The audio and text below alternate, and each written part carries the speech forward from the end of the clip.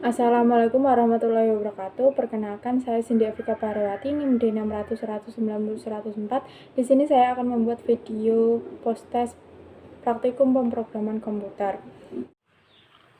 Pertama, modul 1, Python dasar. Di sini tujuan dari praktikum modul 1 adalah pertama, mampu mengenali bahasa pemrograman Python serta sejarah perkembangannya. Kemudian kedua, mampu memahami kelebihan dan kekurangan bahasa pemrograman Python. Kemudian mampu memahami konsep dan struktur bahasa pemrograman Python. Mampu menerjemahkan algoritma dan flowchart menjadi aplikasi menggunakan Python. Kemudian mampu membuat program aplikasi sederhana untuk menyelesaikan masalah dan perkuliahan. Yang pertama, ada pengertian Python. Python adalah bahasa pemrograman interpretatif multiguna dengan filosofi perancangan yang berfokus pada tingkat keterbacaan kode. Python mendukung multi-paradigma pemrograman utamanya, namun tidak dibatasi pada pemrograman berorientasi objek, pemrograman imperatif, dan pemrograman fungsional. Adapun kelebihan dan kelemahan dari Python. Kelebihannya yaitu memiliki koleksi kepustakaan yang banyak, artinya tersedia modul-modul yang siap pakai. Yang kedua, memiliki struktur bahasa yang jelas, sederhana, dan mudah dipelajari. Ketiga, berorientasi objek. Selanjutnya, memiliki sistem pengelolaan memori otomatis, bersifat modular sehingga dapat dikembangkan untuk menciptakan modul-modul baru. Sedangkan kekurangan dari Python adalah beberapa penugasan terdapat di luar dari jangkauan Python. Python tidak secepat atau seefisien sebagai statis. Python bukan merupakan perangkat bantu terbaik untuk pengantar komponen performa kritis. Python tidak dapat digunakan sebagai dasar bahasa pemrograman implementasi untuk beberapa komponen. Selanjutnya ada pengertian dari algoritma. Algoritma adalah deretan instruksi yang jelas dalam memecahkan masalah, yaitu untuk memperoleh keluaran yang diinginkan dari suatu masukan dalam jumlah waktu yang terbatas. Selanjutnya ada pengertian dari flowchart. Flowchart merupakan bagan dengan simbol-simbol tertentu yang menggambarkan urutan proses secara mendetail dan hubungan antara suatu proses atau instruksi dengan proses lainnya dalam suatu program. Berikut ini merupakan skrip dari perulangan, di mana perulangan akan terus berlanjut hingga nilai yang dimasukkan bernilai false atau tidak sama dengan huruf Y. Kata while diartikan sebagai perintah untuk memulai perulangan, sedangkan skrip pilihan Y diartikan apabila variabel pilihan sama dengan huruf Y, maka perulangan akan terus berlanjut. Berikut ini merupakan contoh skrip dari program pengandaian. Kita menggunakan pengandaian if. If di sini berfungsi sebagai pengandaian apabila kondisi tercapai. Jika pengguna memilih menu pertama, maka akan ditampilkan beberapa opsi lagi. Kemudian apabila pilihannya bukan sama dengan 1, maka bisa menggunakan elif. Atau mungkin kalau semua pengandaiannya kondisinya tidak tercapai semua, kita bisa menggunakan else. Selanjutnya saya akan menjelaskan mengenai tipe data yang saya pakai saat pembuatan program di modul 1, yaitu saya menggunakan tipe data string dan integer. Tipe data string adalah tipe data yang bisa menampung banyak karakter sekaligus.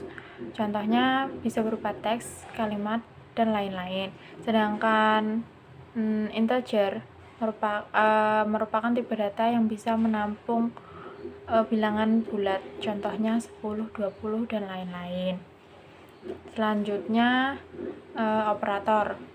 Di sini saya menggunakan operator pembanding pada pengandaian.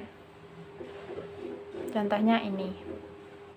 Kemudian modul 2 yaitu Python GUI dengan PySet 2. Di sini tujuan dari praktikum modul 2 yaitu praktikan mampu membuat aplikasi sederhana menggunakan PySet 2. Kemudian praktikan mampu menerjemahkan aplikasi dari Python dasar ke bentuk GUI, yaitu Graphical User Interface. Pengertian dari GUI atau Graphical User Interface adalah antarmuka pada sistem operasi atau komputer yang menggunakan menu grafis agar mempermudah para penggunanya untuk berinteraksi dengan komputer atau sistem operasi. Bicep 2 adalah pengikat Python dari cross-platform GUI Toolkit Qt yang bekerja dengan Qt 5, bukan Qt 4. Pada modul 2 ini, saya menggunakan widget dasar, yaitu Key Combo Box, Key Spin Box, Key Line Edit, Key Push Button, dan Key Radio Button. Key Combo Box ini digunakan untuk menyediakan daftar pilihan dalam kolom sehingga kita bisa langsung memilih pilihan tersebut.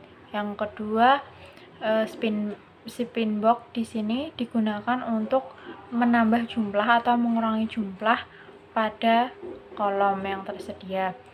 Kemudian pada Line Edit digunakan untuk menyediakan label yang bisa diisi. Kemudian Key Push Button digunakan untuk menyediakan tombol yang nantinya bisa dieksekusi. Kemudian Key Radio Button digunakan untuk memilih tombol radio yang dapat diaktifkan atau dinonaktifkan. Selanjutnya ke modul 3, yaitu Web Statis dengan Django. Tujuan dari praktikum modul 3 ini yaitu mampu memahami sintak-sintak yang digunakan pada HTML dan CSS, kemudian mampu memahami penggunaan Django, kemudian mampu memberi tampilan web statis sederhana menggunakan HTML dan CSS melalui Django. Pengertian HTML yaitu merupakan suatu bahasa markup dalam pembuatan web di mana memungkinkan suatu teks dapat menjadi suatu acuan untuk membuka dokumen lain dengan menggunakan tag dan kode tertentu yang digunakan untuk mengatur layout dan tampilan dari web. CSS adalah suatu bahasa pemrograman desain web yang mengontrol format tampilan sebuah halaman web yang ditulis dengan bahasa penanda, yaitu markup language. Django merupakan high-level web framework yang membangun suatu aplikasi web yang ditulis dalam bahasa Python menggunakan metode model, template, dan view. Selanjutnya saya akan menjelaskan bagaimana cara membuat project. Yang pertama kita buka dulu CMD, kemudian kita ke direktori yang akan kita buat projectnya. Kemudian cara membuatnya yaitu mudah dengan cara mengetikkan django.admin start project, kemudian nama project yang akan kita buat. Contohnya di sini modul 3. Kemudian untuk membuat suatu app kita cukup yang pertama membuka CMD dulu, kemudian ke direktori yang sudah kita buat projectnya tadi, kemudian kita tinggal mengetikkan python manage.py startup, terus nama dari app yang akan kita buat. Untuk membuat template di sini mudah. Yang pertama kita setelah membuat project, kemudian membuat app, kemudian di situ kita bisa langsung membuat new folder yaitu dengan nama template. Kemudian di dalam template nanti kita bisa membuat file baru yang bernama HTML. Nah, HTML nanti yang menentukan bagaimana isi dari website tersebut. Kemudian untuk menghubungkan antara template dengan project, kita cukup mengatur setting.py-nya.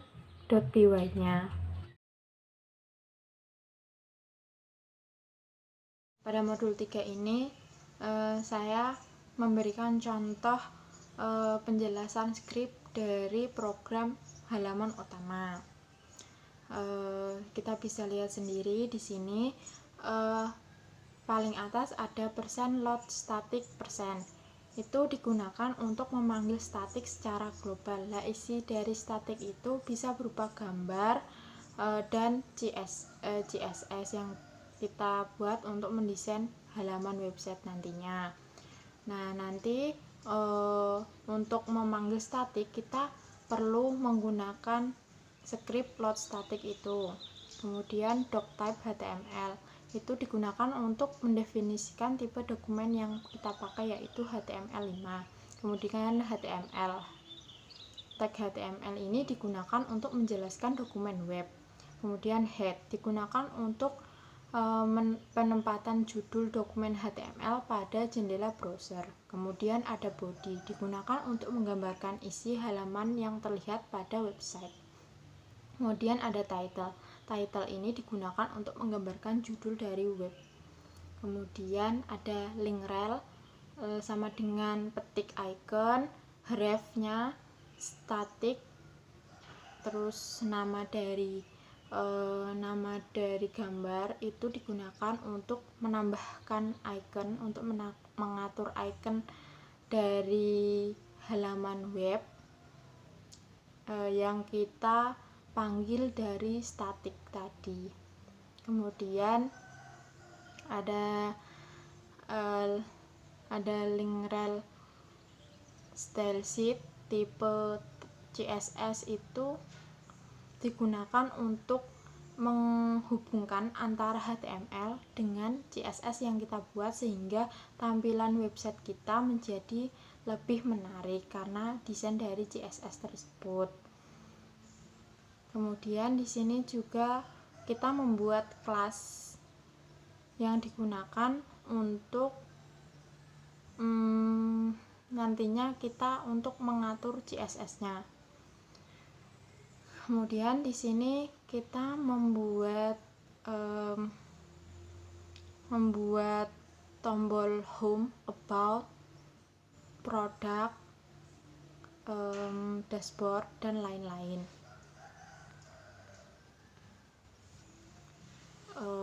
Dengan menggunakan list, yaitu bisa dilihat di sini. Kemudian selanjutnya di sini juga ada alamat dari kantor perusahaannya, bisa dilihat di sini menggunakan script ini. Kemudian untuk footernya kita juga menggunakan footer, yaitu copyright, nama saya sendiri, kemudian tag penutup dari footer. Kemudian saya akan menjelaskan script CSS. Di sini saya menggunakan contoh CSS dari halaman utama. Di sini bisa dilihat di dalam script ini ada margin 0 px dan padding 0 px. Ini digunakan untuk mengatur margin dan padding dengan ukuran jarak 0 pixel. Kemudian ada body, background, attachment, fig digunakan untuk mengatur CSS dari body, yaitu mengatur gambar latar belakang agar tetap. Kemudian ada background image, linear gradient seperti yang ada di script ini digunakan untuk memberi kesan lebih gelap pada gambar yang dicantumkan di dalam script. Kemudian ada background size cover digunakan untuk mengatur ukuran background, yaitu sebagai cover. Kemudian ada background color, yaitu digunakan untuk mengatur warna background dengan kode warna yang ada pada script.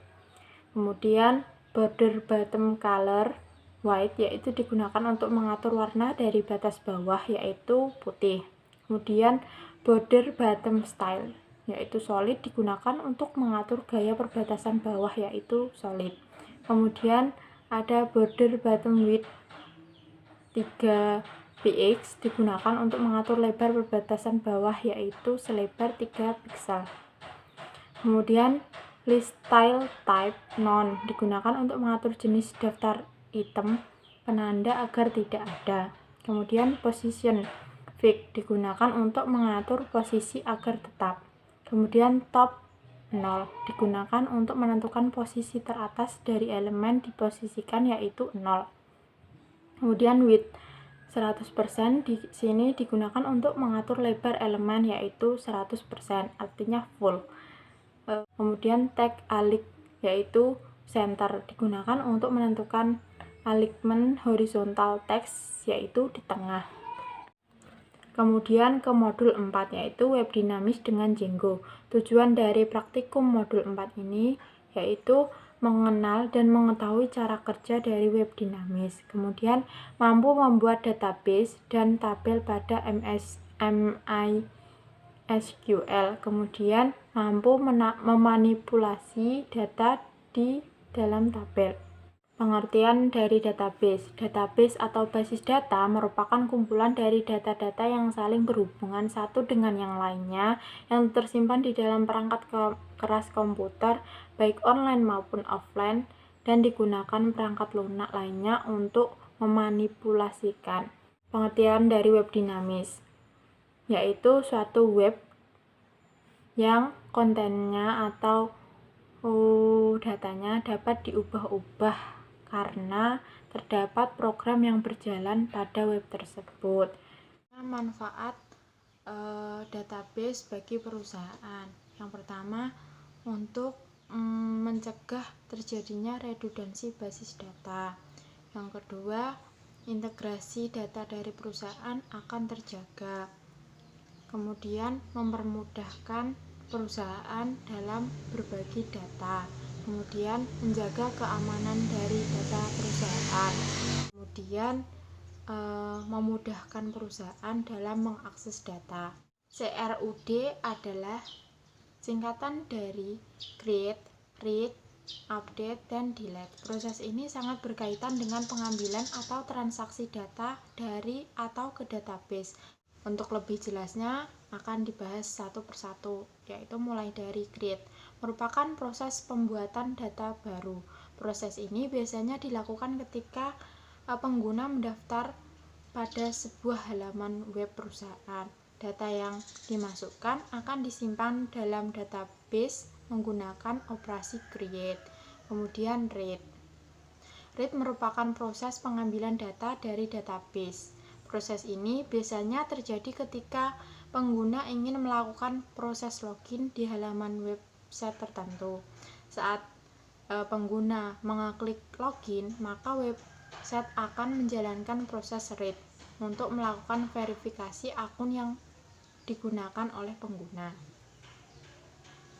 Kemudian update. Update adalah proses mengubah data yang berada di dalam database. Contoh proses ini ketika pengguna mengubah profil dari dalam akun sosial media. Saat pengguna mengeklik ubah, website akan mengirimkan proses update ke dalam database. Kemudian database meresponnya dengan mengubah data lama menjadi data baru yang ditambahkan oleh pengguna melalui halaman profil. Kemudian delete.